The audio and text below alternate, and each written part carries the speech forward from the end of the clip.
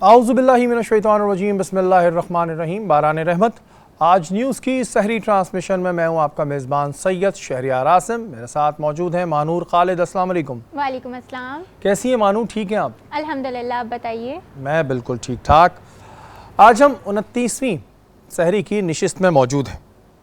29वीं शहरी यानी आखिरी ताकरात, और हो सकता है कि इस रमज़ानुल मुबारक की हमारी आखिरी सहरी हो और कल चांद रात हो। अमूमन देखने में यह आता है कि ईद उल फितर का चांद नज़र आते ही लोग दुनियावी कामों में लग जाते हैं। शायद उन्हें चांद रात की फजीलत का इल्म नहीं होता। चांद रात में कौन सी इबादतों का एहतराम करना चाहिए, आज की नशिस्त में हम जानेंगे। अपने मेहमानों का आपसे तारुफ कराऊं। हमारे साथ मौजूद हैं डॉक्टर फरहान, CEO है ईसा लैब के। अस्सलाम वालेकुम। वालेकुम अस्सलाम। फरहान भाई कैसे हैं आप, ठीक हैं? अल्हम्दुलिल्लाह, बहुत अच्छा लग रहा है कि आज आपने इनवाइट किया। अब बहुत ही अच्छा प्रोग्राम है आपका। Thank you so much Farhan भाई। हमारे दूसरे मेहमान वहीद शेख, बिजनेस कम्युनिटी से इनका ताल्लुक़ है। अस्सलाम वालेकुम वहीद भाई। वालेकुम अस्सलाम। सबसे पहले तो आपका और आपकी टीम का बेहद शुक्रगुजार हूँ कि उन्होंने इनवाइट किया और आपके प्रोग्राम के बारे में सुनते आ रहे थे। It is a very beautiful, अल्हम्दुलिल्लाह आपका प्रोग्राम काफ़ी अच्छा है। Thank you so much for inviting. Thank you so much. रोज़ाना की तरह हमारी रहनुमाई फरमाने के लिए हमारे साथ मौजूद हैं मुफ्ती मोहसिन। अस्सलाम वालेकुम मोहसिन भाई। वालेकुम अस्सलाम वरहमतुल्लाहि वबरकातुहू। आते हैं मेहमानों की जानिब। फरहान भाई आपसे शुरू करेंगे। अभी ज़ाहिर है कोविड की जो वेव है वो दोबारा आ गई है। इससे पहले भी वेव चल रही थी और जो लैब्स हैं उन पे एक बड़ा प्रेशर है। इस वक्त क्या सूरत हाल है? आप लोग जो टेस्ट कर रहे हैं, क्या देख रहे हैं आप लोग? कितने रिजल्ट जो हैं वो पॉजिटिव आ रहे हैं? देखें, बिल्कुल बहुत ही अच्छा टॉपिक आपने, बहुत ज़रूरी टॉपिक है ये, क्योंकि केसेस जो हैं वो बढ़ते चले जा रहे हैं और हम देख रहे हैं कि जिस तरह से टाइम पास हो रहा है, पंजाब के बाद कराची में, सिंध के ऊपर भी इसका प्रेशर बिल्डअप हो रहा है। कुछ इलाकों में तो मैं समझता हूँ 17% आ गई पॉजिटिविटी, कुछ में 22% भी आ गई है, कुछ में थोड़ी कम भी होगी, लेकिन ये रुझान ऐसा है कि बढ़ता चला जा रहा है। और देखें, अगर किसी इलाके में ज़्यादा परसेंटेज आ रही है तो ऐसा नहीं कि उस इलाके में ही लोग रह रहे हैं ना, वो फिर ट्रैवल कर रहे हैं, जॉब्स में जा रहे हैं, दूसरी जगह जा रहे हैं, लोगों से मिल रहे हैं। दूसरी चीज़ एक जो बड़ी इस वक्त अफसोसनाक ये है कि जिन लोगों को कोविड पॉजिटिव भी रिज़ल्ट आ जाता है ना, वो 2 दिन पैरासीटामोल ली, पैनाडोल दवा ली और थोड़ा सा बेहतर फील करते हैं, वो अपने काम पे चले जाते हैं। वो 8 से 10 दिन जो रुकना है, उसकी जो बताई गई है, जो उसमें आइसोलेशन है, वो कर नहीं रहे हैं। तो बेहतियाती हो गई है और आई थिंक कि ये बड़ा ख़तरनाक है। हमारे पड़ोसी मुल्क में कितने अरसे से हम देख रहे हैं कि 1-2 हफ्ते से कि वहाँ पे केसेस बढ़ते चले जा रहे हैं और आउट ऑफ कंट्रोल होती चली जा रही है। अच्छा, रीज़न क्या है फरहान भाई? जब पहली वेव आई थी तब लोगों ने बड़ा एक सीरियस लिया था और अगर किसी को कोविड होता था तो लोग उससे स्पेस रखते थे, वो बंदा खुद भी ख्याल करता था। क्या अब हम लोगों ने इसको नॉन सीरियस ले लिया है या हम कहते हैं कि ठीक है जी इसका तो क्योर है और कोई बात नहीं? क्या रीज़न है? मास्क भी हमें इतने नज़र नहीं आते, गवर्नमेंट भी कह रही है, लोग मास्क भी नहीं लगाते हैं, सोशल डिस्टेंस नाम की भी चीज़ नज़र नहीं आती है। आई थिंक बहुत हम 2 वजूहात में समझता हूँ। एक तो ये है कि हम एक केयरलेस कौम है। जब कराची के जिस ज़माने में हालात ख़राब होते थे तो शुरू में लोग डर जाते थे, फिर वो कहते थे नहीं भाई कोई फ़र्क नहीं पड़ता, वो इस इलाके में फायरिंग हो रही है, बाकी कोई फ़र्क नहीं पड़ता, काम तो चलता ही रहेगा। तो ये जो कॉन्सेप्ट है ना। दूसरी चीज़ ये है कि हमारे यहाँ लिटरेसी लेवल बहुत कम है, लेकिन अनफॉर्चुनेटली व्हाट्सएप यूनिवर्सिटीज़ के बहुत ज़्यादा ग्रेजुएट्स निकल रहे हैं और वो गलत इन्फॉर्मेशन जो फैला रहे हैं ना, उसका भी बहुत बड़ा एक इम्पैक्ट आता है। अच्छा फरहान भाई, जो आपने एक बात की गलत इन्फॉर्मेशन की, कोविड के दिनों में स्टिल अभी तक हमें सोशल मीडिया पे कुछ ऐसी खबरें मिलती हैं जिसका किसी को इल्म नहीं होता और फैलाने वाला खुद डॉक्टर भी नहीं होता है। जैसे एक बात आ गई थी कि सना मक्खी पी ले, जिसको पी के और लोगों को नुकसान भी हो गया, नहीं मर गए लोग। हाँ, तो और मैं समझता हूँ जिसने ये फैलाया है, आपके पास आलिम दीन बैठे हैं, मैं तो समझता हूँ as a normal person, as a common man, कि तो मर्डर किया उन्होंने, क्योंकि इतने लोगों को डायरिया हुआ, वो कब्ज़ को दूर करने के लिए पिलाया जाता है। उसका असर ज़रूर है, लेकिन हर मकसद एक चीज़ के लिए अलग होता है और उसमें काफ़ी लोगों की डेथ्स हुई हैं। और अभी देखें ना, लोग वैक्सीनेशन के बारे में भी चीज़ें फैला देते हैं। अब एक अजीब एक बड़ी फ़नी बात है अनफॉर्चुनेटली, कि अगर आप किसी को खुदा ना खास्ता ये पता चले ना, पाकिस्तानियों का एक प्रॉब्लम भी है छोटा सा, बड़ी अच्छी कौम है, बट उनको ये पता चले कि अगर वैक्सीन लगाने से दिमाग मर जाएगा, खुदा ना खास्ता, जो कि अनट्रू है, कोई मसला नहीं है, दिल बंद हो जाएगा, कोई मसला नहीं है, उनकी जो है वो गुर्दे फेल हो जाएंगे तो मसला नहीं है। लेकिन अगर कोई ये फैला देता है कि इनफर्टिलिटी हो जाएगी और बच्चे पैदा नहीं होंगे तो सबसे ज़्यादा परेशानी हो जाती है। पहली बात है, ये सारी जो चीज़ें हैं ना, ये गलत इन्फॉर्मेशंस फैल रही हैं। वैक्सीन तो बचाव के लिए होती है। दुनिया से स्मॉल पॉक्स इरेडिकेट हो गई, एक बीमारी थी, दाने दाने हो जाते थे गड्ढे, और वो दुनिया से इरेडिकेट हो गई बिकॉज ऑफ वैक्सीनेशन। तो तो आई थिंक कि गवर्नमेंट बहुत अच्छा काम कर रही है, वैक्सीनेशंस प्रोवाइड कर रही है, लोगों को लगाना चाहिए और इसको आसान करना चाहिए। और देखें अब क्या हो रहा है, प्रॉब्लम नहीं करेंगे तो लॉकडाउन होगा, बिल्कुल इकोनॉमिक एक्टिविटीज़ बंद होंगी। हम लोग अभी डेवलपिंग कंट्री है, हम नहीं बर्दाश्त कर सकते, ना लोग बर्दाश्त कर सकते हैं ये चैलेंजेस। बिल्कुल लॉस भी हो आई रहे थिंक हैं। इट्स नॉट ओनली हेल्थ, इसमें इकोनॉमी के जो नुकसान हो रहा है ये भी बहुत इंपॉर्टेंट है। लोगों के चूल्हे नहीं चल पा रहे इस वजह से। बिल्कुल जी, जो बात फरहान भाई ने कही है ये बात इस वजह से भी सही है कि आप लोग बगैर किसी तहकीक के किसी भी चीज़ पे यकीन ना करें। जो वैक्सीन है जो गवर्नमेंट लगा रही है बिल्कुल लगवाएं, समझ लें ये तो एक ब्लेसिंग है और इसको ब्लेसिंग समझ के लगवाएं। अल्लाह ताला इस प्रॉब्लम को दूर करे। ये जो इस तरह की चीज़ें फैला रहे हैं इससे परहेज़ करें। यहाँ वक्त हुआ एक ब्रेक का, ब्रेक के बाद हाज़िर होते हैं।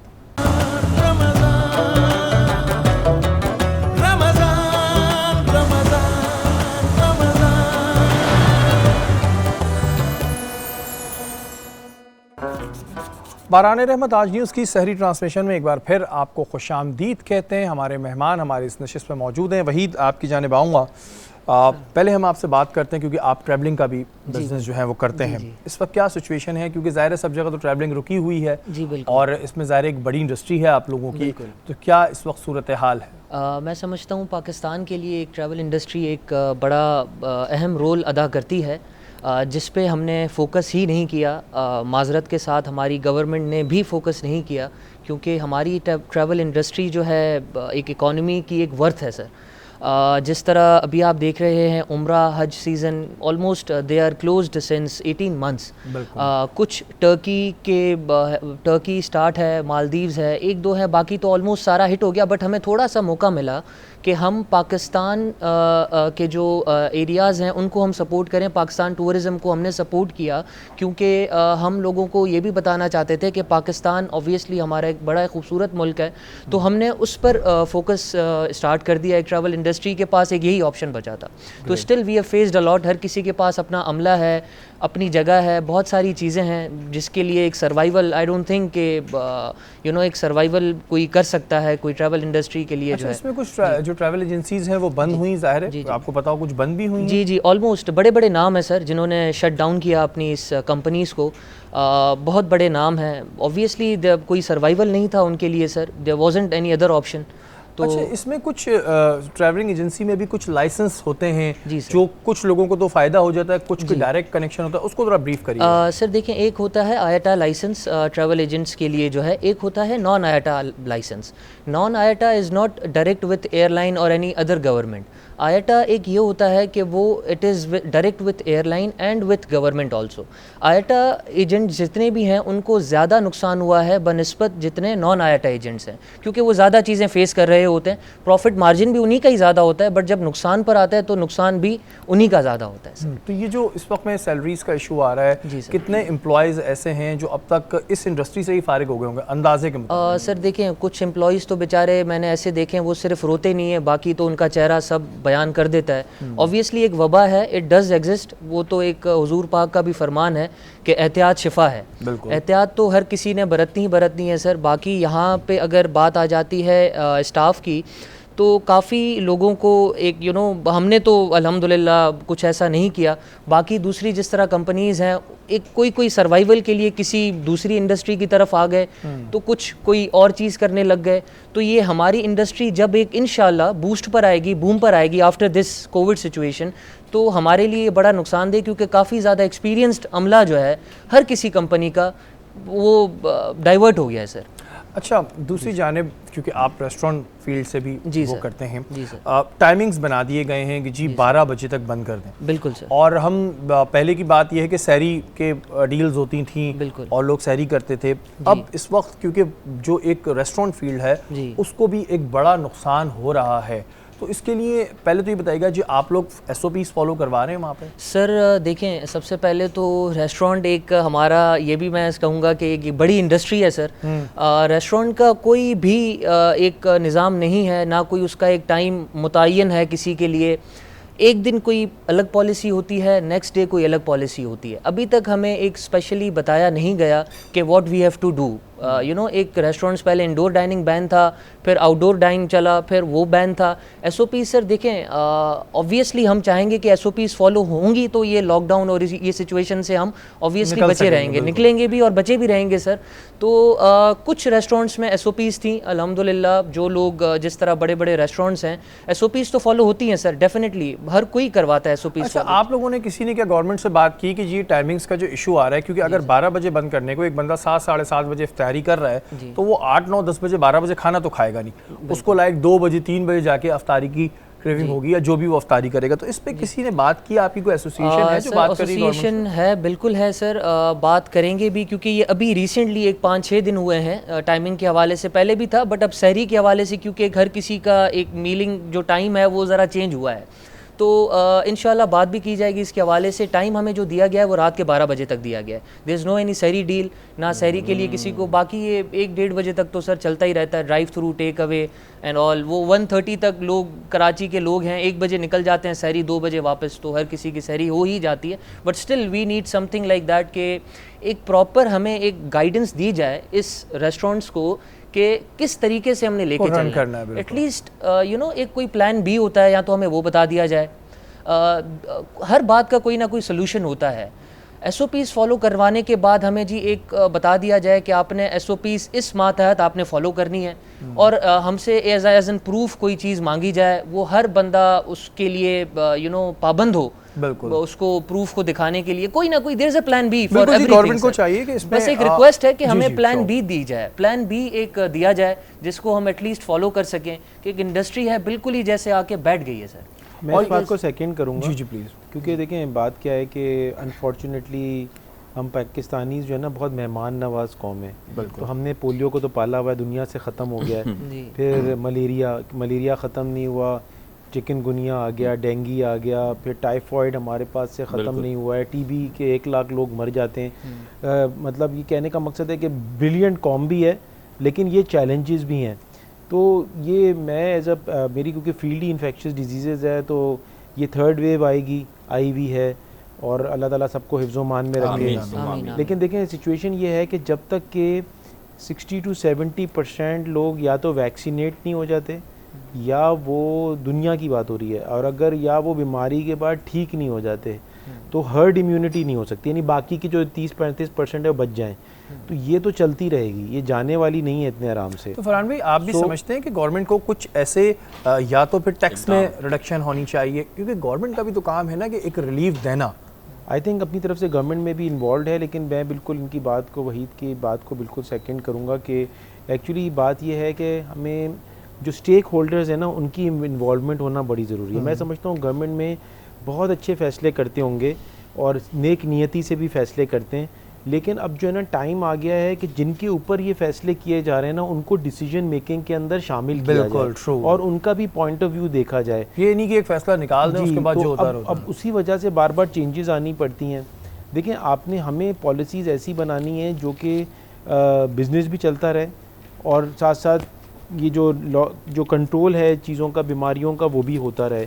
सो आई थिंक इसके ऊपर रिव्यू करने की ज़रूरत है। मेरी सजेशन ज़रूर है, मैं भी ये समझता हूँ कि इंस्टेड कि हम टाइमिंग 6 o'clock तक करें, मैं या जैसे दूसरी जगहों की है, मैं तो समझता हूँ कि 24 घंटे खोल दें। 24 घंटे भी ऑफरान भी वो डाइल्यूट हो जाएगा। लेकिन लोगों से भी लेकिन लोगों से भी रिक्वेस्ट है कि आप बच्चों को लेके ना निकलें शॉपिंग करने। पता है कि प्रॉब्लम आएगी, आप पार्टी कर रहे हैं, अभी ये टाइम नहीं है ये चीज़ें करने का। लेकिन अगर लोग, अच्छा सिर्फ सबको हम गवर्नमेंट को भी सिर्फ ब्लेम नहीं कर सकते, लोगों के ऊपर भी ज़रूरी है।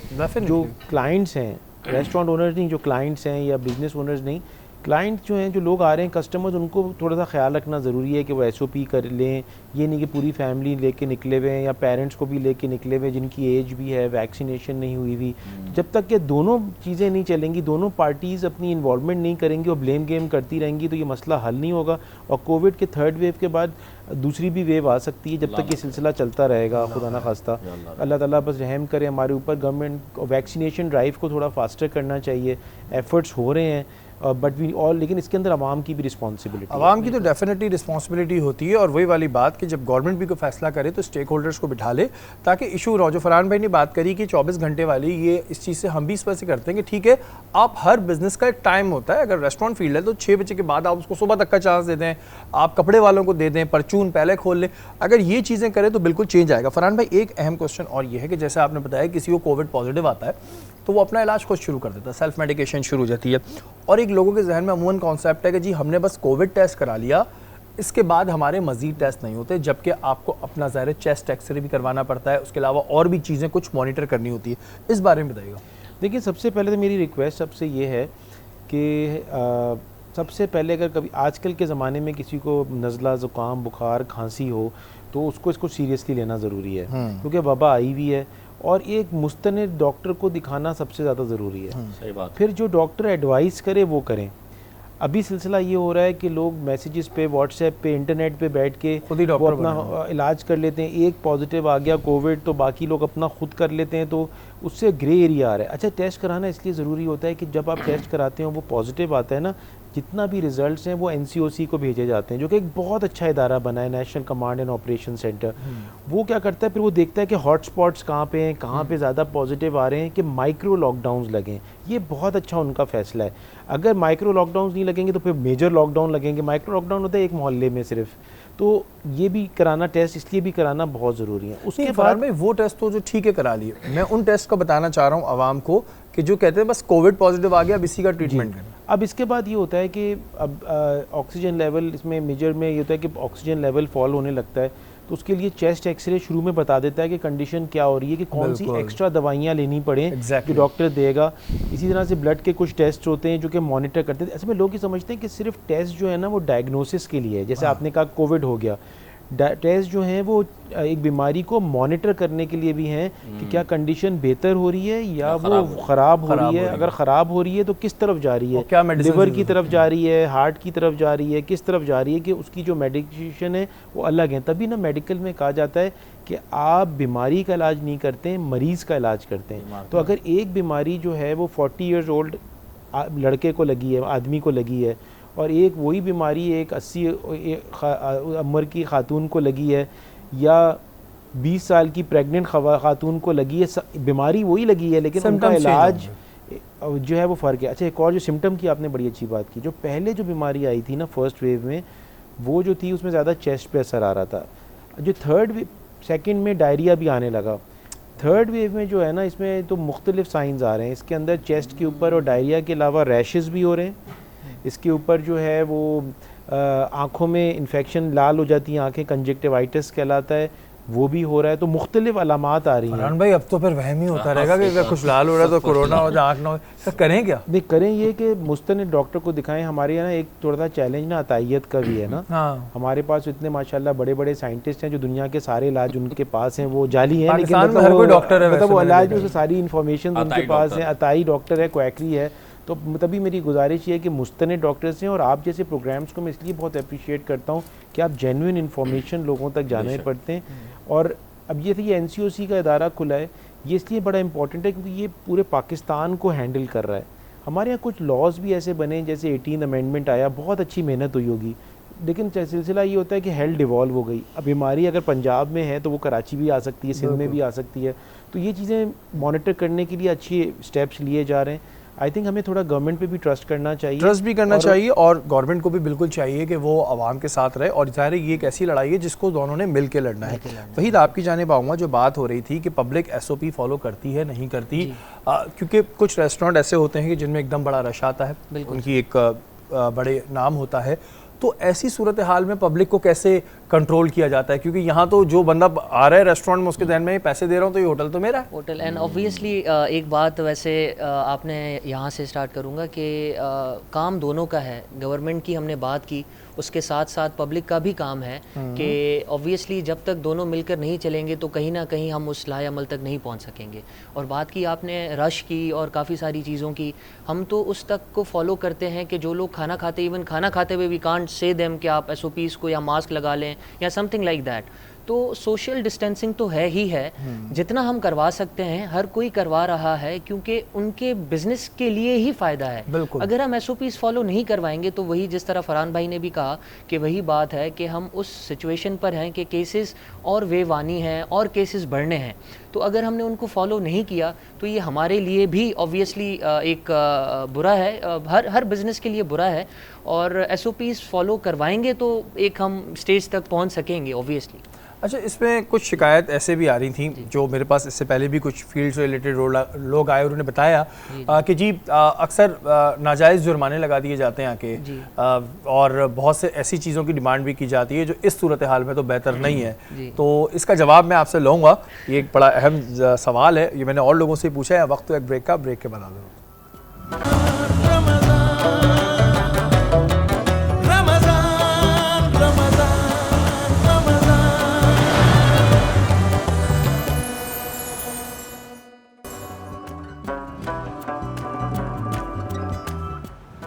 बारान रहमत आज न्यूज़ की सहरी ट्रांसलेशन में एक बार फिर आपको खुशामदीद कहते हैं। मानूर, क्या बनाया आपने, ये बताएं। आज मैंने वाइट ब्रेड चीज़ी सैंडविचेस बनाए। ओके, इसके इंग्रेडिएंट क्या हैं ये बताएं। बिल्कुल ज़रूर। सबसे पहले मैंने चिकन को थोड़ा सा बॉईल कर लिया ताकि वो उसको अगर हम तोड़ना भी चाहें तो तोड़ भी लें, वरना उसको हम फ्राई में भी कर सकते हैं, मगर वो थिक हो जाती है चिकन, तो इसलिए मैंने पहले से थोड़ा सा बॉईल कर लिया। उसके बाद उसको फ्राई किया अदरक लहसुन के पेस्ट में अच्छे से। जब मैंने देखा कि उसकी हीट निकल गई है, अब उसके अंदर मैंने थोड़ा सा नमक, काले मिर्च, थोड़ा सा चिली सॉस, थोड़ा सा सोया सॉस, थोड़ी लाल कुटी मिर्च ये डाल के ऑरिगानो मिक्स करके उसको अच्छे से मिक्स कर लिया। जब देखा कि मेरी चिकन अब रेडी होने वाली है, उसके अंदर थोड़ा सा ज़ीरा डाला, थोड़ा सा मैंने उसके अंदर साबित धनिया डाला और उसको अच्छे से मिक्स कर लिया।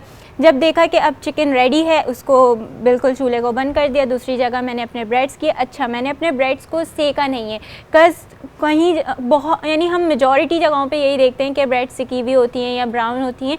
मैंने फ्रेश ब्रेड पे काम किया है ताकि थोड़ा सा वो मुलायम सा लुक आए, वो बिल्कुल थिक लुक ना आए। मैं थिक उस पर काम नहीं करती हूँ ज़्यादातर, वैसे मेरी अपनी पर्सनल उस पर।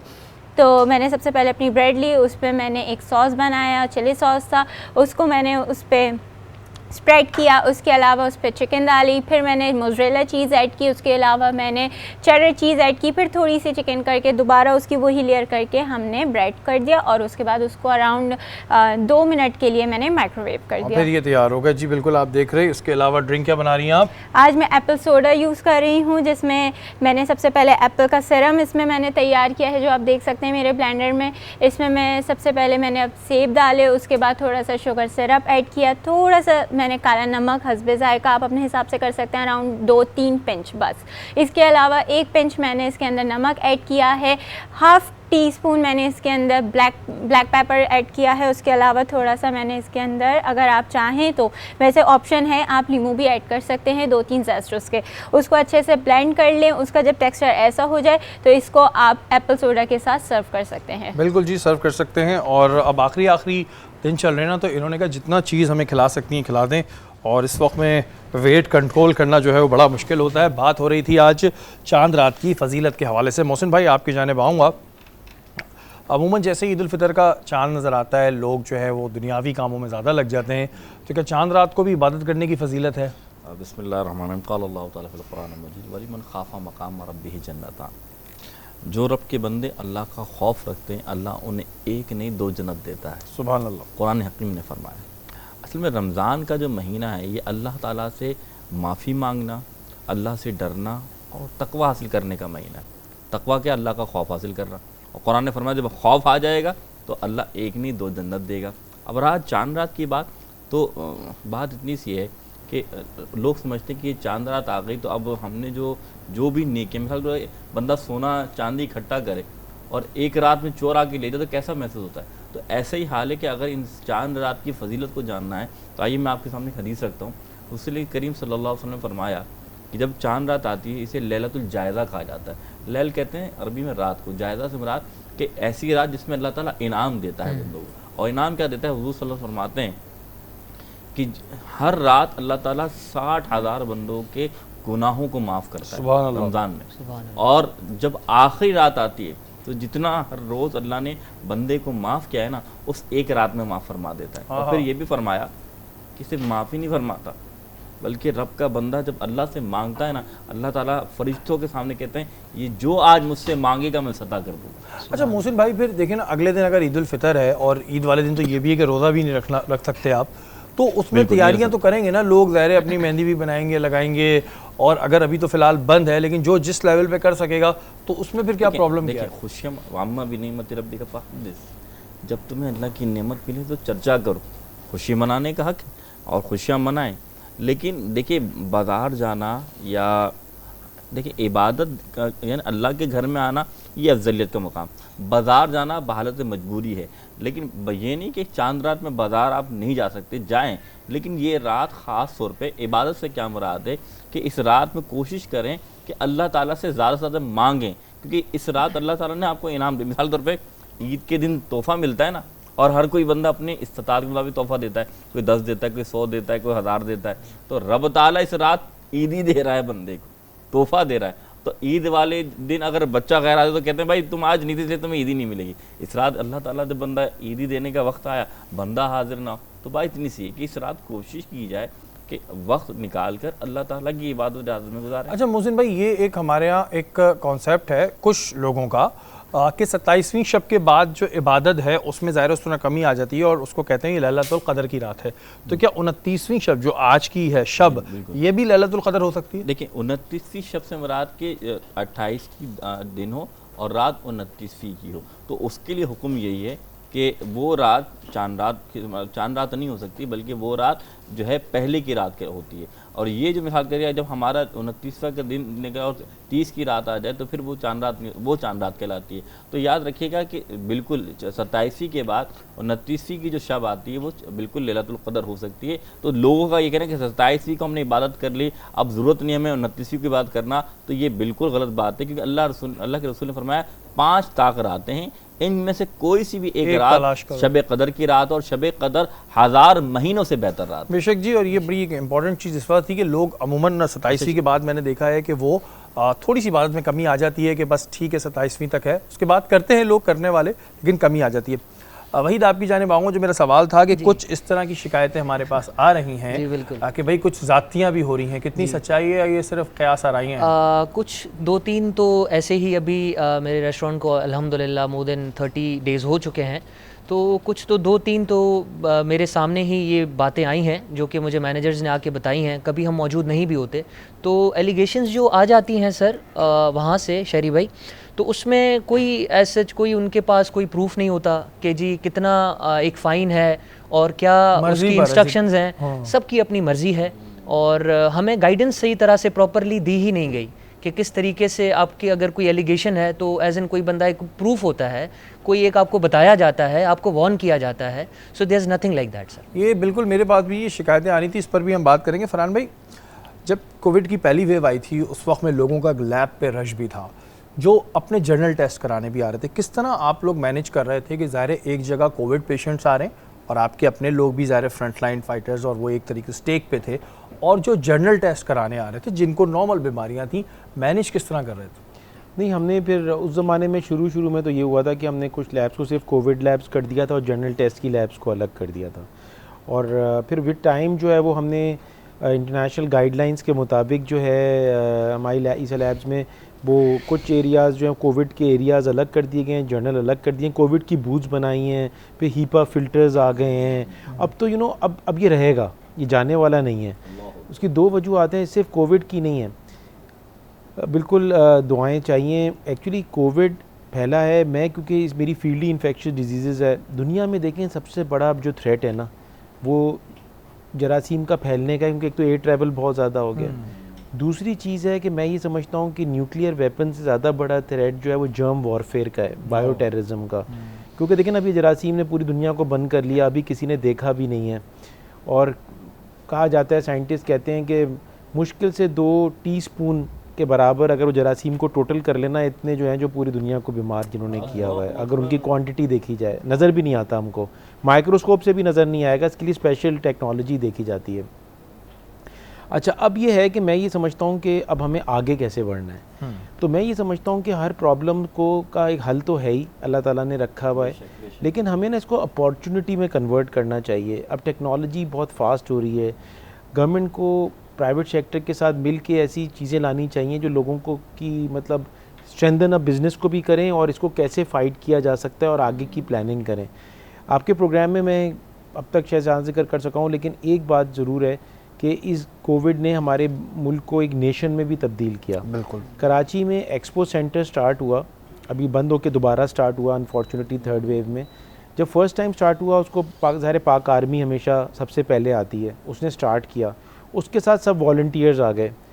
वॉल्टियर्स ने ना रेस देखा, ना रिलीजन देखा, ना क्लास देखी, ना क्रीड देखी, कल रंग नस्ल की कोई चीज़ नहीं देखा, वो हर किस्म के वॉल्टियर्स आए।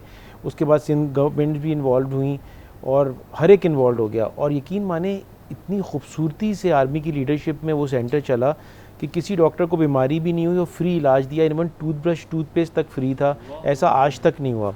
और इतना महंगा इलाज है जो वहाँ पे दिया और अभी दोबारा दिया जा रहा है। बिल्कुल फरहान भाई, इसको भी हम कंटिन्यू करेंगे और ये बिल्कुल एक ठीक बात है कि जहाँ बुराइयाँ हैं वहाँ ये भी एक अच्छी चीज़ है कि जहाँ जब कोई बुरा वक्त आता है तो हमारी कौम जो है खड़ी रहती है।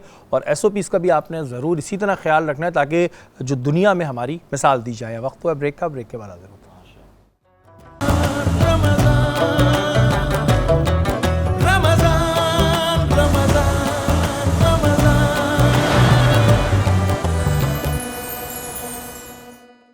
जी नाज़रीन, आप देख रहे हैं कि सहरी का दस्तरखान जो इस वक्त लगा हुआ है। फ़रहान भाई से पहले पूछेंगे। फ़रहान भाई, जो हमारी महानूर शेफ़ हैं, इन्होंने जो अभी सैंडविच बनाया वो कैसा लगा आपको? आई थिंक बड़ा ही अमेजिंग लगा। मैं वही देख रहा था कि फ़र्स्ट टाइम, मैं तो फूडी आदमी हूँ, मेरा साइज़ भी आपको बता रहा होगा, यू नो आई एंड मैंने देखा कि इन्होंने जो है पहले चीज़ के बाद चिकन चीज़ एंड देन फिर चिकन लगा के और ऊपर भी चीज़ फिर मेंशन किया, लिखा है इन्होंने टॉप पे। दैट्स इससे बड़ा यूनिक फ्लेवर आ रहा है, बल्कि it's testing very nice and I think मैं भी इसको और फॉलो करूँगा और मेरा जितना वजन बढ़ेगा वो आपकी जिम्मेदारी है, लेकिन टेस्ट बहुत अच्छा है। ज़बरदस्त जी। अच्छा वही, क्योंकि आप तो पूरे दिन अच्छे अच्छे खाने खाते भी रहते होंगे, देखते भी रहते होंगे, तो आपको कैसा लगा? Presentation is good. बहुत अभी मैंने ट्राई नहीं किया, मैं अभी ट्राई करूँगा इंशाल्लाह। और दिखने में तो बहुत अच्छा लग रहा है। और मानूर राइट, आपने बहुत प्रेजेंटेशन इज़ क्वाइट गुड और देखने में भी अच्छा लग रहा है, तो इंशाल्लाह आई विल हैव सम इंशाल्लाह। अच्छा, ये जो जी हमारा सेगमेंट होता है इसमें हम थोड़ा बचपन भी जानना चाहते हैं और बहुत से लोग फरहान भाई का बचपन जानना चाहते होंगे। फरहान भाई बचपन में कैसे थे? फरहान भाई बचपन कैसा था, कितने शरारती थे आप, क्या क्या करते थे बचपन में? नहीं, थैंक यू सो मच। आपने आज अच्छा है कि अब इस उम्र में आपने बचपन याद दिला दिया, हमें थोड़ा सा वापस जाना भी चाहिए। तो बचपन आई थिंक बहुत अच्छा था, क्योंकि दो चीज़ें बस मुझे याद हैं। एक तो ये है याद कि पढ़ाई का बड़ा प्रेशर होता था, अम्मा की डांटें बहुत पिटती थी। वो कि असल में मेरी मदर भी जो है ना वो भी PhD हैं और फादर भी PhD हैं, तो हमारे यहाँ तो ग्रेजुएशन जो है वो इसका मतलब अभी मैट्रिक पास के बराबर होती थी, तो बड़ी सख्ती रही पढ़ाई में। दूसरी चीज़ हमें याद है कि हमें चोटें बड़ी लगती थी खेलते हुए। हाँ, ऐसा मामा अब्बा से नहीं। तो एक दफ़ा ऐसा हुआ कि क्योंकि हम कराटे भी सीखते थे, हॉर्स राइडिंग भी करते थे, सारे गेम्स में थे, तो हम 4 भाई हैं, एक बहन। तो एक दफ़ा क्या था कि मैं कराटे कर रहा था तो मेरा पत्थर तोड़ रहा था, तो वो तो ईंट तो टूटी नहीं, यहाँ से हाथ फट गया, तो मेरी यहाँ पे पट्टी बंधी हुई थी। छोटा भाई जो है वो जो है जिम्नास्टिक करते हुए गिरा, उसका सर फटा हुआ था। एक भाई जो है पता नहीं हॉकी खेल रहा था तो उसके यहाँ ठोड़ी पे हॉकी लगी थी, वो फटी हुई थी। स्पोर्ट्स से सारे रिलेटेड है। तो एनीवेज एक मेहमान, हम एक दावत में मेहमान घर पे रखी, पेरेंट्स से मेहमान आए, तो पहले मैं आया तो हाथ में पट्टी बंधी हुई थी, दूसरा आया सर फटा हुआ था, तीसरा आया तो लोग बड़े परेशान हो गए, कहते उनकी आंखें खुलती चली जा रही थी, बच्चों को क्या हो गया। और जो सबसे छोटा था वो जो है वो उसको भी एल्बो फ्रैक्चर था।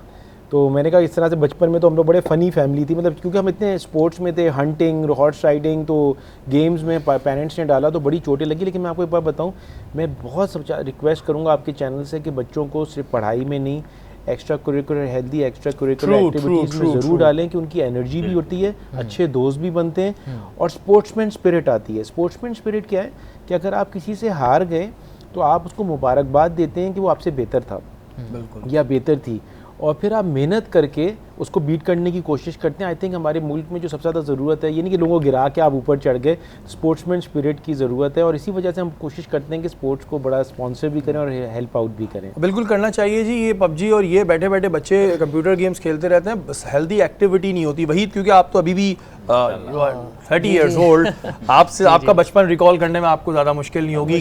क्या शरारतें थी आपकी, ये बताइए। मेरा बचपन बहुत ही एक रिजर्व काइंड ऑफ बचपन था मेरा। शरारतें थी पर पर इतनी ज़्यादा नहीं थी, शरारतें कुछ टीनेज में जाके कुछ ज़्यादा बढ़ गई थी, बचपन में ज़रा कम थी, पढ़ाई पे बहुत ज़्यादा प्रेशर था। एज फरहान भाई सेड, ऑब्वियसली हर किसी का होता है, हमारा पढ़ाई और इस्लामिक पॉइंट ऑफ व्यू दोनों तरफ से प्रेशर था। अच्छा माशाल्लाह। तो यू नो हर चीज़ पे दीन दुनिया दोनों को साथ लेके चलने की तलकीन दी गई, अभी भी वही तरबियत दी जा रही है। कोशिश करते हैं जितना फॉलो कर सकें अपने वालिदैन को, अपने भाइयों को, तो वही फॉलो करते हैं। तो बाकी बचपन की कितने बहन भाई हैं आपके? अल्हम्दुलिल्लाह वी आर 9 सर, 4 बहनें तो हैं, आप 5 कौन से नंबर पे? मैं सबसे लास्ट हूँ सर, तो सबसे ये छोटा हूँ मैं। इसका फायदा भी बहुत हुआ होगा और इसका नुकसान भी बहुत हुआ होगा। बहुत एडवांटेजेस हैं, बहुत सारे डिसएडवांटेजेस भी हैं। जिस तरह अम्मी के लिए मैं बहुत प्यारा हूँ और फादर के लिए कभी कभार प्यारा हो जाता हूँ। हाँ, वो कभी कभी मूड पर है। जी, अच्छा, मूड ये जो पर बड़े भाई होते हैं ये भी बड़ा जुल्म तो नहीं कहेंगे, लेकिन वो अपना बड़ा एक रोब जताते हैं कि तुम ये नहीं करो, मेरे बड़े दोस्तों भाई में नहीं बैठो मेरे आगे। सच बताऊं, मेरे अभी भी सबसे अच्छे दोस्त ना मेरे बड़े भाई हैं। अपने दोस्तों में बैठने Believe you देते हैं me, आपको? जी जी, हम मतलब ऐसे हैं कि वी आर लाइक फ्रेंड्स, वो बहुत साथ भी देते हैं। और अभी भी जो भी हमारे वेंचर्स हैं, चाहे जितने भी बिजनेस के हवाले से हैं, वो सब अल्हम्दुलिल्लाह फैमिली वेंचर है, कोई अलग नहीं है, कोई इस तरह तो जॉइंट वेंचर है। फैमिली, मेरे भाई, हम सब साथ हैं अल्हम्दुलिल्लाह। अच्छा, ये तो अच्छी बात है। लेकिन कोई ये कहते हैं ना जो ज्यादा खामोश होते हैं वो शरारतें लेकिन बड़ी खतरनाक करते हैं जब बहुत, करते और हैं वो एक ही बार करते हैं, आई हाँ, गेस कोई यू नो एक ही शॉट एक ही मारते हैं, disaster सिक्सर आता है मारते हैं उनका वो। कोई। जी, कुछ तो इस कुछ तरह ऐसा के- याद है आपको अपने? ऐसे हैं तो बहुत सारे वाकया, यहाँ बताने के नहीं है, बट हैं बहुत सारे वो भी वाकया। सेंसर हो जाएंगे। अच्छा फरहान भाई, जैसे कि हम जब अपने लाइफ में होते हैं, ख़ास तौर पर मैं बात कर रहा हूँ जब आप बहुत छोटे एज में होते हैं, स्कूल में, प्राइमरी लेवल पे, तो कोई ना कोई टीचर एक ऐसा होता है जो अपने असरात हम पे छोड़ जाता है, या तो गुड या फिर बैड। हम बात करते हैं गुड की, कि कोई ऐसी टीचर आपको याद है कि आपको नहीं पता कि वो कहाँ है, किधर है, लेकिन वो क्यों थी आपकी फेवरेट या फेवरेट, तो कोई ऐसी याद है आपको टीचर अपनी? देखिए, हमें तो अपने मैं सेंट पैट्रिक हाई स्कूल का पढ़ा हुआ हूँ, पैट्रिशियन। उस ज़माने में one of the top most school था कराची का, हमारे ज़माने में 100 साल पहले। और उसमें हमारे फादर टॉड होते थे एक, जो उसको बेसिकली एडमिनिस्ट्रेशन में होते थे। तो मुझे आई थिंक हमें सबको डिसिप्लिन उन्होंने बड़ा रखा। उनकी केनें सब ने खाई होंगी, वो चाहे हमारे प्रेसिडेंट्स रह गए मुल्क के, बड़े बड़े लोग गुजरे हैं उससे, लेकिन उनकी केनें सब ने खाई हैं। अच्छा। सख्ती की, लेकिन ये कि उन्होंने बड़ा हमें ट्रैक पे रखा। दूसरा एक और मुझे हमारे एक होते थे मिस क्रेनिस, श्रीलंकन थे। उस ज़माने में ना बाहर के टीचर्स बहुत आते थे, तो श्रीलंका की जो है वो लिटरेसी लेवल बहुत ज़्यादा है, और उधर से लोग आते थे और वो बहुत अच्छा पढ़ाते थे, मैथमेटिक्स या साइंस। तो आई थिंक कि मुझे बड़ा याद है। आई थिंक स्कूल के अंदर जो फॉर्मेटिव ईयर्स होते हैं ना, अब तो अनफॉर्चुनेटली स्कूल जो है वो घरों में बन गए हैं, छोटे भी हो गए, ज़मीन भी बहुत महंगी हो गई, अब कोई अफोर्ड भी नहीं कर सकता कि 1 एकड़ या 2 एकड़ का स्कूल खरीद ले, फैक्ट्री वाले नहीं अफोर्ड कर सकते।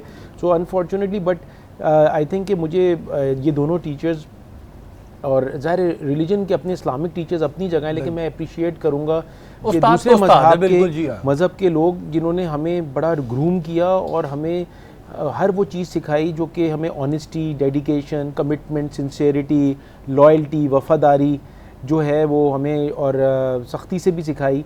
और आई थिंक हम टीचर्स की बड़ी रिस्पेक्ट करते थे। थिंग्स आर चेंजिंग, अब पैसे से ज़्यादा स्कूल के लोग चलते हैं, टीचर्स के जो है वो ग्रेडिंग होती है, स्टूडेंट्स कर रहे होते हैं ग्रेडिंग कि टीचर अच्छा है कि नहीं, तो वो कॉन्सेप्ट्स नहीं रहे और टीचर्स ने भी शायद वो डिवोशन नहीं दी। अच्छा फरहान भाई, हमें बड़ा अच्छा एक सवाल है मेरे जहन में आया है कि जो एक डॉक्टर होता है वो, देखिए हर मुसलमान दीन के करीब होता है, बिल्कुल, एक डॉक्टर कितना करीब होता है?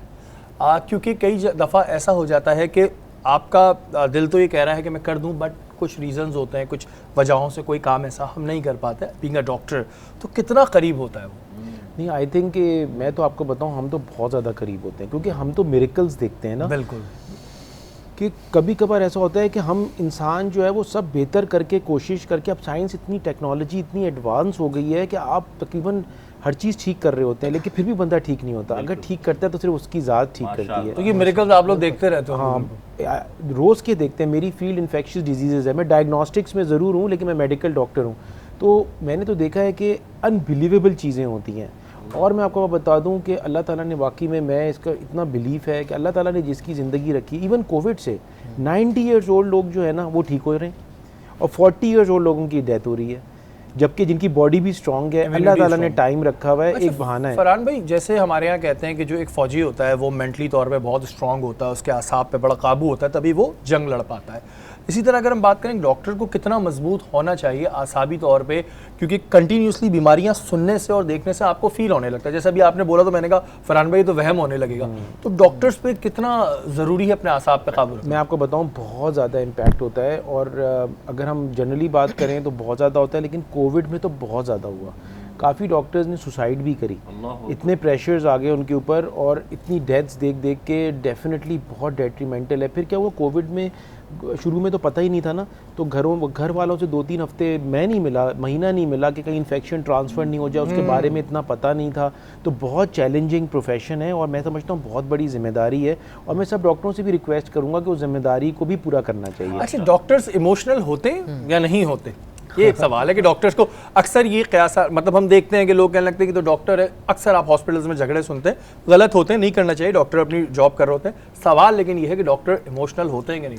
नहीं, आई थिंक उतने ही सेंसिटिव होते हैं, वो भी इंसान होते हैं, उनकी भी वही फीलिंग्स होती हैं, वही दर्द होते हैं, वही शौक भी होते हैं, उनकी खुशियाँ भी होती हैं, गम भी होते हैं, उनकी फैमिलीज़ भी होती हैं।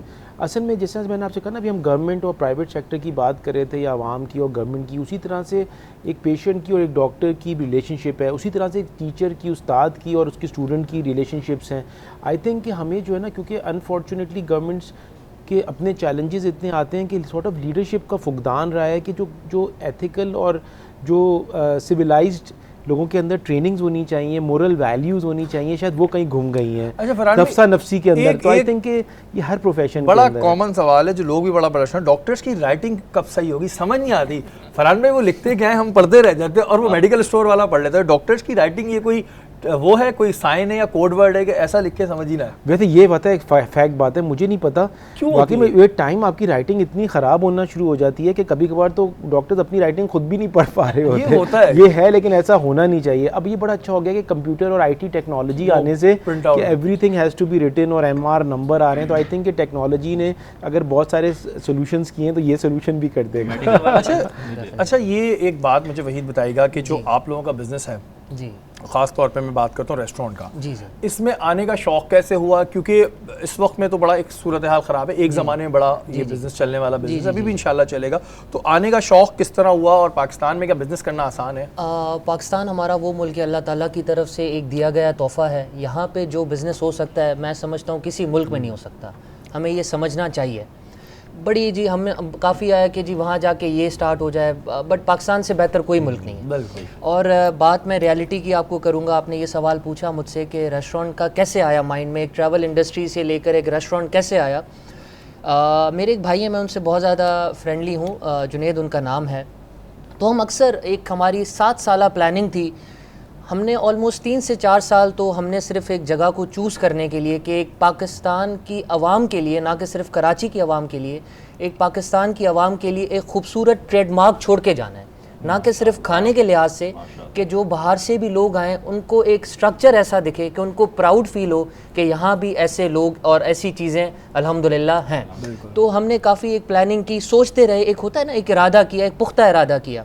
तो भाई की सारी मेहनत थी, जो मैं जुनैद भाई का मैंने ज़िक्र किया, तो हमने एक उसको रियलिटी की तरफ ले आए। काफ़ी सारी मेहनत थी, एक पीछे पूरी स्ट्रैटेजी थी, और उस स्ट्रैटेजी को दिमाग में, माइंड में रख के, और आई डोंट थिंक इतना आसान नहीं था। ऑलमोस्ट 4 से 5 साल लगे इसको, और अल्लाह ताला ने, ये ख्वाब था हमारा, एक फ़ैमिली का ही ख्वाब था, तो अल्लाह ताला ने वो पूरा किया। और इंशाअल्लाह मुझे उम्मीद ये भी है कि देखें, जिस तरह हर आने वाला बंदा, मैं हर किसी को कहता हूँ, अपनी मैनेजमेंट को भी, कि वो सिर्फ एक क्लाइंट, एक हर आने वाला बंदा हमारा मेहमान है, तो हमने उस तरह उसको ट्रीट करना है। एक ये दिली एक बातें हैं, एक जिस तरह मैंने आपको बात की, एक ट्रेडमार्क के लिए काफ़ी लोगों ने हमसे पूछा कि जी ये नाम हटके है, तो हम एक नाम हमने वो रखना था कि एक ट्रेडमार्क बने, ना कि सिर्फ कराची के लिए बट फॉर पाकिस्तान ऑल्सो। और ये चीज़, और इंशाल्लाह हम इस अवाम की उम्मीदों पर पूरा उतरेंगे, और बहुत सारी चीज़ें प्लान भी कर रहे हैं इंशाल्लाह ताला फर्दर वाइज, और अल्लाह ताला इसमें बरकत भी देंगे इंशाल्लाह बरकत भी देंगे। और जितने भी रेस्टोरेंट के बिजनेस इस वक्त में बैठे हुए हैं, इस नशिस्त से ये दुआ भी करूँगा कि अल्लाह ताला तमाम बिजनेस खोल दे, वबा भी चली जाए, लेकिन SOPs का ख्याल रखें, क्योंकि जब आप SOPs का ख्याल रखेंगे, मास्क पहनेंगे, और जो लोगों को वैक्सीन लगवानी हो वैक्सीन लगवाएंगे, तो ये बीमारी दूर होगी। बातें करने से नहीं दूर होगी। या वक्त तो एक ब्रेक का, ब्रेक के बाद जरूर।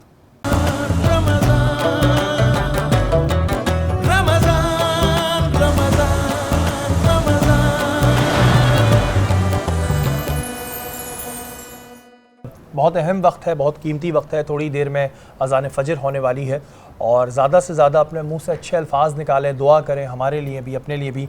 ना जाने किसके दिल से निकली हुई दुआ जो है वो कबूल हो जाए। महानूर, क्या सवाल है आपके मोहसिन भाई के लिए? बिल्कुल, मैं जानना चाहूँगी कि सहरी करने के क्या फ़ज़ाइल हैं। बिस्मिल्लाहिर्रहमानिर्रहीम। हुजूर सल्लल्लाहु अलैहि वसल्लम ने फरमाया कि तुम सहरी करा करो, सहरी में बरकत है। बरकत से मुराद ये कि इंसान जब खाना खाता है तो उसमें अल्लाह ताला इजाफा भी फरमा देता है, यानी कि ज़्यादा लोग थोड़ा खाने को आराम तौर से खा लेते हैं। और बरकत से मुराद ये कि एक होती है कि इंसान की ज़िंदगी अल्लाह ताला सेहत भी देता है, अल्लाह ताला माल भी देता है, और सहरी खाने से यानी कि इंसान की ज़िंदगी में बरकत आ जाती है। और कज़ा रोज़ों के बारे में क्या हुक्म है? देखिए, कज़ा रोज़ों के बारे में ये हुक्म है कि जो रमज़ान के जो कज़ा रोज़े हैं उसके लिए ये हुक्म है कि अगर किसी ने जान के रोज़ा अगर वो छोड़ा है तो उसके लिए तो कफ़ारा है कि 60 रोज़े रखेगा एक के बदले में। लेकिन अगर जैसे कुछ मैंने आपको बताया था कि भूल के खा लेना या फिर यानी कि खाना पीना जमा कर लेना, उससे रोज़ा नहीं टूटता। लेकिन कुछ हालात में जो कज़ा हो जाते हैं, कज़ा का ये है कि आप ईद के बाद जो है ना, आप किसी भी महीने में रमज़ान के रोज़े की नियत से कज़ा रख सकते हैं। अच्छा मोहसिन भाई, वैसे क्यों है ईद के दिन रोज़ा क्यों नहीं रख सकते? कुछ लोग तीसरे दिन रख लेते हैं, मैंने देखा है कि तीसरे दिन रख लेते हैं। नहीं, शरई मसला ये है, याद रखिए कि रसूल खुदा सल्लल्लाहु अलैहि वसल्लम ने आपने 30 दिन जो है अल्लाह ताला के हुक्म की पाबंदी की, और अल्लाह ताला ने आपको हुक्म ये दिया कि तुम जायज़ काम को मत करो, खाना जायज़ है, पीना जायज़ है, मना फरमा दिया। अब ये वक्त आया खुशी का, और अल्लाह के रसूल सल्लल्लाहु अलैहि वसल्लम जब सुबह ईद के लिए निकलते थे तो पहले कुछ खा कर यानी खजूर तनावुल करके निकलते थे। बताते थे कि देखो 30 दिन हमने अल्लाह ताला के हुक्म को माना, आज भी हम अल्लाह के हुक्म को मान रहे हैं, और वो हुक्म ये है कि अब तो हमें खुशियाँ मनानी कि अल्लाह ने हमें गुनाहों से पाक कर दिया। इसलिए अल्लाह के रसूल सल्लल्लाहु अलैहि वसल्लम ने ख़ास फरमाया, और ये हराम है कि ईद के दिन रोज़ा रखना। याद तीनों दिनों में नहीं रख सकते। ये ईद के पहले दिन रोज़ा नहीं रख सकते, और बकरा ईद के जो 4 दिन हैं उनमें रोज़ा नहीं रख सकते। अच्छा, दूसरे तीसरे दिन जो रखते हैं वो ठीक है। कुछ फुक़हा के नज़दीक तो 3 दिन के बाद रखा जाए, और कुछ फुक़हा कहते हैं कि पहले ईद के फितर के बाद आप 2 दिन के बाद रखना शुरू कर दें। लेकिन मेरे बेहतर लिहाज से भी यही है कि कोशिश की जाए कि तीनों दिन आप खुशियाँ मनाएं, उसके बाद आप पूरे कर लें। लेकिन अगर कुछ लोग रख लें तो ईद के पहले दिन रोज़ा जायज़ नहीं किसी। अच्छा, फितरा जो होता है, क्या उससे किसी मुस्तहक़ को कपड़े दिलाए जा सकते हैं या उसको कैश की सूरत में अदा करना है? देखिए, फितरे की जो रकम है ना, उससे तो अफजल आला यही है कि आप उसको रकम जानी कि उसके काम आ जाए, सारी बातें कैश में दिया जाए। ठीक है। अच्छा, चांद रात में अमूमन लोग कहते हैं हमने पूरे साल सारी इबादतें कर ली हैं, लोग नवाफिल भी पढ़ लेते हैं, कुरान पाक भी ख़त्म कर लेते हैं, तो चांद रात पे कोई ऐसी इबादत है कि जिसको किया जाए? हुजूर पाक सल्लल्लाहु अलैहि वसल्लम कौन सी इबादत किया करते थे? देखिए, चांद रात में मैंने आपसे कहना कि अल्लाह से मांगा, अद्दुआ वल इबादा, दुआ भी एक इबादत है। अच्छा, माशाअल्लाह। मुराद ये कि ये नहीं कि आप नफिल पढ़ें कि इबादत में का सवाब मिलेगा, आप यानी कि ख़ास तौर पे कोई वज़ाइफ पढ़ें तो आपका सवाब मिलेगा। आप रब से दुआएं मांगें उस रात, और ख़ास तौर पे 2 नफिल शुक्राने के अदा करें। क्या कि अल्लाह पूरे महीने तूने मुझे तौफीक दी कि मैंने दिन को रोज़ा रखा, रात को तेरे कलाम की तिलावत की, तो इसका सवाब बहुत ज़्यादा। अच्छा, जब दुआ मांगने की बारी आती है तो इसके भी कुछ क्या आदाब हैं? बिल्कुल। मैंने अक्सर नशिस्तों में सुना है कि इंसान को रोने की कोशिश करनी चाहिए, रोना ना आए तो ऐसी शक्ल बना ले। अब उसमें थोड़ा सा ये होता है कि यार हम अल्लाह मियाँ के सामने एक्टिंग कर रहे हैं, एक आम आदमी का सवाल है। ये एक्टिंग नहीं कर रहे, ये तो हुजूर की हदीस है।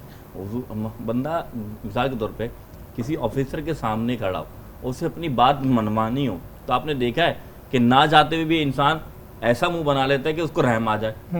दुनियादार आदमी दुनिया को हासिल करने के लिए अपने ऑफिसर के सामने ऐसा मुंह बना के रखता है कि वो मान जाए।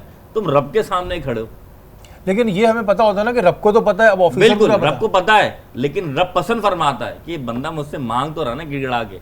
बंदे का काम ही गिड़गिड़ाना है, चाहे आंसू निकले। हुजूर ने फरमाया अगर तुम्हें रोना ना आए ना तो रोने जैसी शक्ल बांध लो, अल्लाह ताला को इसी पे रहम आ जाएगा। सारी बात इतनी सी है। बेसिकली ये दुआ जो होती है ना, ये इसके कुछ आदाब होते हैं। और मैंने इस वजह से सवाल किया कि अक्सर नशिस्तों में जब हम ये सवाल पूछते थे तो लोग ये कहते थे कि यार आप अपने आपको पता है कि अल्लाह मियाँ को पता है कि आपको रोना आ रहा है नहीं आ रहा, लेकिन ये अदा अगर पसंद है तो बिल्कुल इस तरह जो है वो मांगना चाहिए। फरहान भाई, एक अहम इशू जो उस वक्त हमने बात की थी पिछली ब्रेक में कि डॉक्टर्स के साथ अक्सर ये हॉस्पिटल्स में हम देखते हैं कि भाई लड़ाइयाँ झगड़े बड़े हो रहे होते हैं, जिसमें कई दफ़ा उनकी गलती नहीं होती क्योंकि ज़ाहिर है एक लोड होता है, एक प्रेशर होता है। तो क्या डॉक्टर्स को कुछ ऐसी ट्रेनिंग दी जाती है कि भाई ऐसी सिचुएशन को भी संभालना है? क्योंकि कोई पेशेंट अगर उसका पेशेंट बीमार है तो वो अपने उसमें नहीं होता, असाब में नहीं होता, ऐसी सिचुएशन को डील करने के लिए कोई ट्रेनिंग दी जाती है? नहीं, इसमें तो सिर्फ मिलिट्री ट्रेनिंग ही दी जा सकती है, कमांडो ट्रेनिंग, क्योंकि यहाँ तो लोग पिटाई भी कर देते हैं डॉक्टरों की, और अनफॉर्चुनेटली गवर्नमेंट हॉस्पिटल्स में तो डॉक्टरों को छुप के भागना पड़ता है जैसे पता नहीं कोई क्राइम कर दिया। आई थिंक कि देखें हमारा ना, मैं जैसे आपसे गुजारिश कर रहा था कि ऐसे अच्छे प्रोग्राम्स आपके जो है ना वो लोगों के अंदर एक इस्लाह लेके आते हैं। हमारे हर प्रोफेशन में इस्लाह करने की ज़रूरत है, चाहे वो मेडिकल प्रोफेशन हो, जर्नलिज्म हो, एथिक्स हो। अब जैसे ये रेस्टोरेंट एक चला रहे हैं, बहुत ही ज़बरदस्त अपना इन्होंने जो एक बेंचमार्क की बात करी कि मेरा काम है कि एक बेंचमार्क बनाना, ये कॉन्सेप्ट हर फील्ड में आना चाहिए। आई थिंक कि हम सबको एज अ कौम, बहैसियत कौम, हर एक को एक इस्लाह करनी चाहिए, मदद करनी चाहिए। अगर गलती किसी से हो गई है तो उसको गाइड करना चाहिए कि भाई नेक्स्ट टाइम इस तरह बेहतर हो सकता है। So I think it's a process. I think ये प्रोसेस, अब हमें अंदाज़ा हो गया है कि ज़िंदगी कितनी आराम से जा सकती है, एक छोटा सा जरासीम जो नज़र नहीं आ रहा है। तो आई थिंक कि माफ़ करना और लोगों की इस्लाह करने में आना चाहिए, जो हमारे हजूर का तरीक़ाकार था ज़िंदगी का, उसकी तरफ चलना चाहिए, और आई थिंक इससे बेहतरी आएगी। अच्छा फरहान भाई, अमूमन आवाम ये एक सवाल भी पूछती है कि जो ये इलाज है पाकिस्तान में, ये इतना महंगा क्यों है? दवाइयाँ महंगी हैं, अगर हम बात करें गवर्नमेंट हॉस्पिटल की तो दवाइयाँ मिलती ही नहीं हैं, इलाज उस तरह होता नहीं, और अगर हम प्राइवेट सेक्टर से बात करें तो वो उसका प्रॉपर जवाब नहीं देते। बहुत से बड़े हॉस्पिटल ये कहते हैं कि भाई आपने नहीं कराना इलाज तो हमारे पास ना है, ठीक है, वो प्राइवेट की एक अपनी फॉर्मेलिटीज़ होती हैं जो भी है, लेकिन इलाज इतना महंगा क्यों है?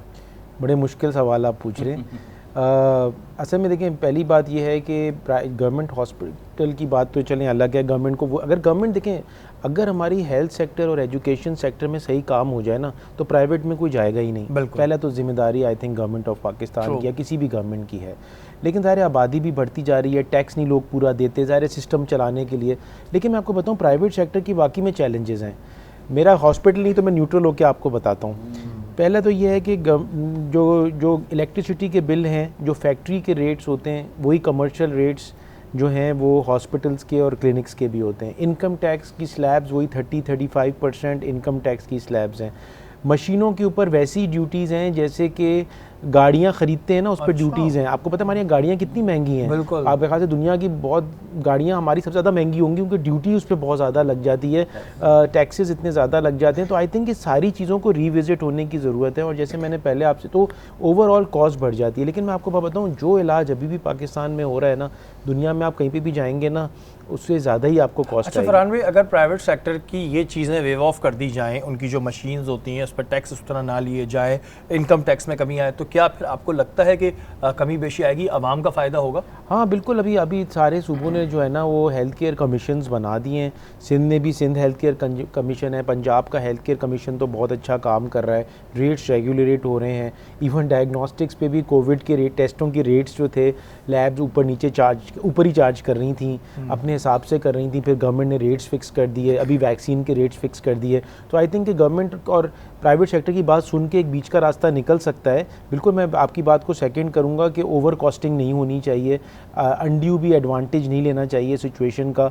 और आई थिंक ये सिर्फ मेडिकल प्रोफेशन में नहीं है, ये हर प्रोफेशन के अंदर ये तो ट्रू है। ये तो एक आप सब्जी वाले का भी ले लें, हाँ। या आप एक टैक्सी वाला अगर रात को जा रहे हो तो वो किराया जो है डबल कर देगा, आप बोल दें मुझे हॉस्पिटल जाना है। आई थिंक अच्छे बुरे लोग मजमुआ है और ये मजमुए की तरह चलेगा। अगर हम अपने आप को सही कर लेंगे ना तो ये इफेक्ट सामने पे भी आएगा। अच्छा फरहान भाई, पब्लिक कॉज के लिए आप लोगों ने कुछ ऐसे प्लान सोचे हैं आगे अपनी लैब की जानिब से कि जो आप आगे करेंगे या किए आप लोगों ने कुछ? नहीं बिल्कुल जी, हम लोग तो जी अभी जैसे आपसे गुजारिश की मैंने कि कराची पाकिस्तान का जो बेस्ट सेंटर बना था आइसोलेशन का, जो दोबारा चालू हो गया है, इट्स एक्टिव, इट इज़ जो कराची का गुलशन में एक्सपो सेंटर चल रहा है, उसमें हमने जी फर्स्ट डे से लेके जब वो बंद हुआ था फ्री लैब्स चलाई थी, हमारे लोग वहाँ पे पोस्टेड थे, सारे टेस्ट हमने फ्री किए।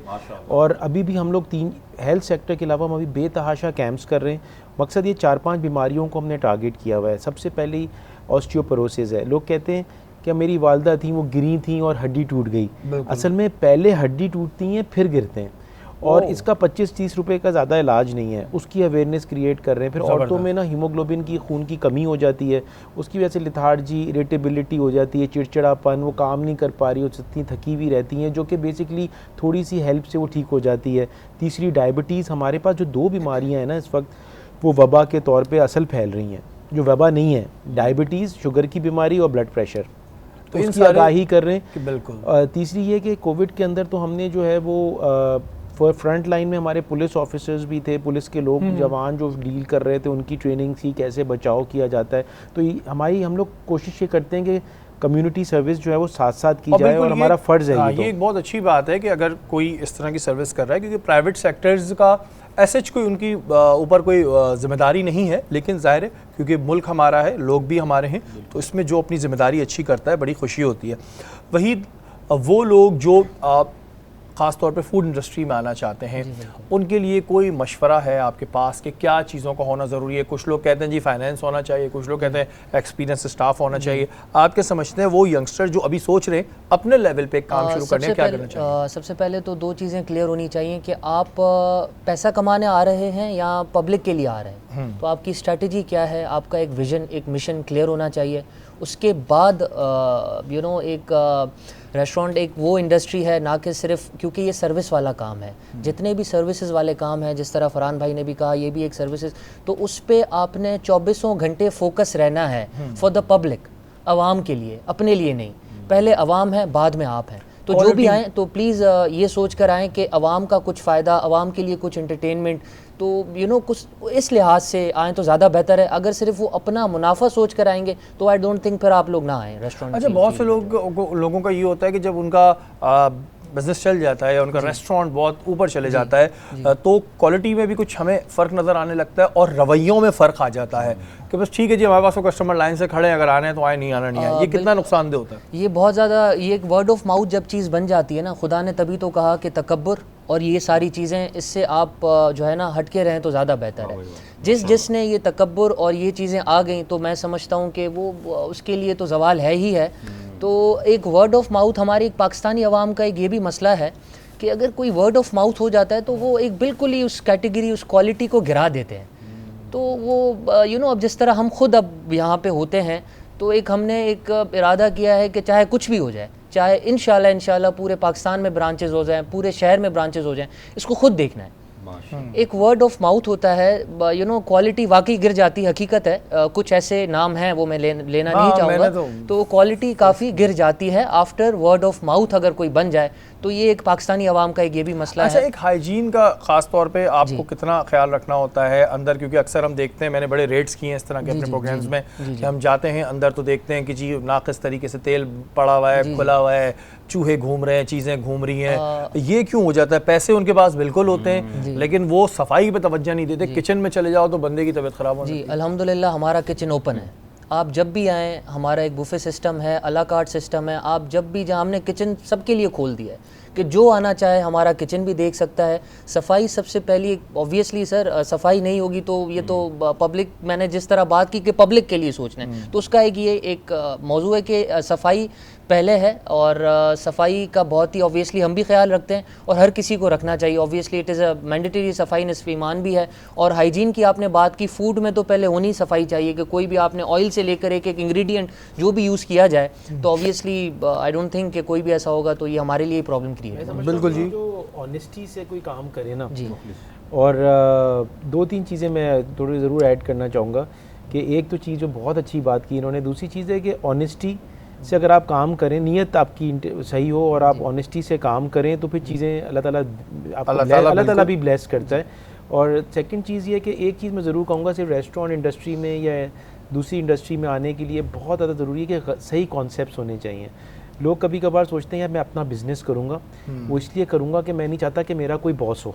तो अब ये आपको पता है सर्विस सेक्टर में तो हर क्लाइंट आपका बॉस होता है, एक बॉस नहीं है, हज़ारों बॉस हो जाते हैं। बिल्कुल जी। अपने दिल की भी एक बात करना चाहूँगा, सॉरी आपको इंटरप्ट किया। एक्चुअली जो फैमिली आती है तो हम लोग तो ये माइंड में रखते हैं कि क्या मैं अपनी फैमिली के साथ आता तो अगर मुझे इस तरह ऑर्डर मिलता तो मेरा क्या रिएक्शन होता। बिल्कुल जी। तो हर फैमिली को अपनी फैमिली समझ के अगर बंदा एक नज़रिया रखेगा तो हर चीज़ ही ठीक हो जाएगी। ऑनेस्टी, एहसास, और ये वो तमाम राज है जो हम उन यंगस्टर्स को दे रहे हैं जो इस फील्ड में आना चाहते हैं। आप दोनों मेहमानों का बहुत शुक्रिया, आप हमारी नशिस्त में आए, बहुत खुशी हुई।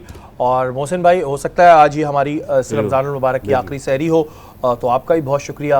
और हमारी पूरी टीम, कैमरामैन, हमारे MCR PCR में जितने लोग हैं उन तमाम लोगों का बहुत शुक्रिया। मेकअप आर्टिस्ट जो इस नशिस्त में काम करते रहे, वो तमाम नात ख्वाह, वो तमाम कव्वाल, उन सबको अल्लाह ताला जो है इसका अजर देगा। मुझे और मानूर को इजाज़त दीजिए, अगर कल मुलाकात हुई तो फिर हम आपको कहेंगे, वरना आज के लिए आपको ईद उल मुबारक, बहुत बहुत ईद मुबारक हो हमारी जानिब से। अगर कल होती है, नहीं तो फिर आपसे दोबारा मुलाकात होगी। तब तक के लिए पाकिस्तान जिंदाबाद।